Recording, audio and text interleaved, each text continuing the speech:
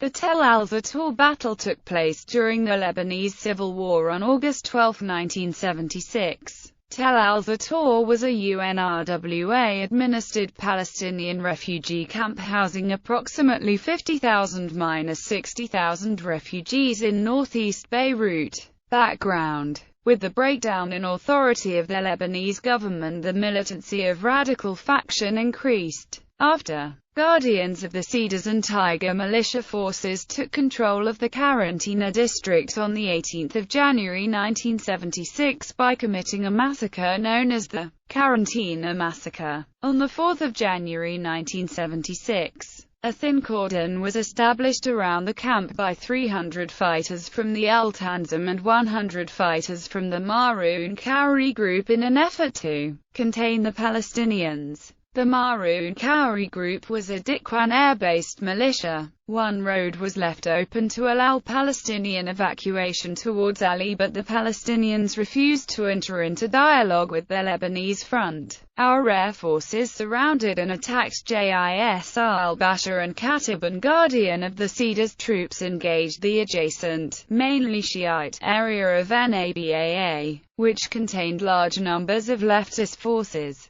The battle for the camps had started and was the final showdown between the Palestinian militias and the Lebanese front in Beirut.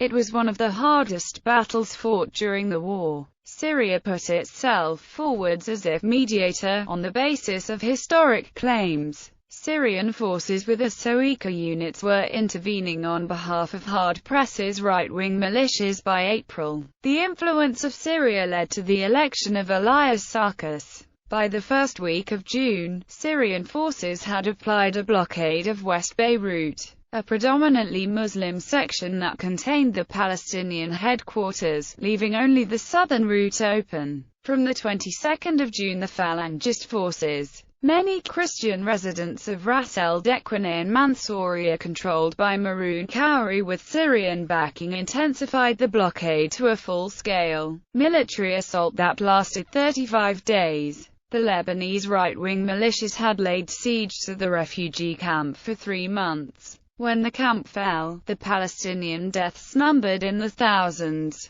The besieging militias' loss was around 200 armed men. The battle and its aftermath. The battle is said to have contributed to the mounting Sunni Muslim dissent within Alawi-ruled Syria. As a result, Syria broke off its offensive on the PLO in the LNM, and agreed to an Arab League summit which temporarily ended the civil war. After killing and evicting the occupying Palestinians on January 20, 1976, the PLO used the Christian town of Damour to house survivors of the Tel al-Zaatar battle. The split in the PLO leadership was ended when the Syrian-backed Soika movement was expelled from the PLO, leaving Fatah as the dominant party. Hafez al-Assad received strong criticism and pressure from across the Arab world for his involvement in the battle. This criticism, as well as the internal dissent it caused as an Alawite ruler in a majority Sunni country,